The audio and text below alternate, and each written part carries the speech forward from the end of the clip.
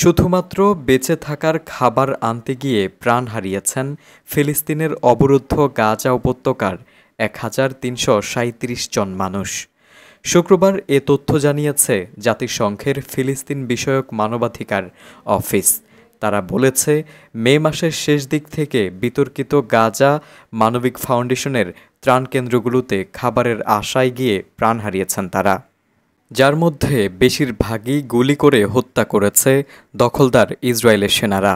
বিবৃতিতে জাতিসংঘের সংস্থাটি বলেছে, গত ২৭ মে থেকে খাবারের খোঁজে গিয়ে ১,৩৭৩ ফিলিস্তিনি হত্যার শিকার হয়েছেন, যার মধ্যে ৮৫৯ জন নিহত হয়েছেন যুক্তরাষ্ট্র ইসরায়েল সমর্থিত গাজা মানবিক ফাউন্ডেশনের ত্রাণ কেন্দ্রের মধ্যে।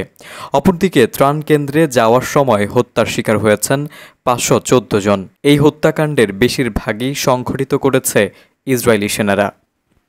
ত্রাণ কেন্দ্রে খাবার আনতে যাওয়া প্রায় ১,৫০০ মানুষকে মেরে ফেলা দখলদার ইসরায়েল দাবি করে থাকে তারা শুধুমাত্র সতর্কতার জন্য গুলি ছোড়ে, কিন্তু সত্যিকারের বাস্তব চিত্র বেরিয়ে আসছে।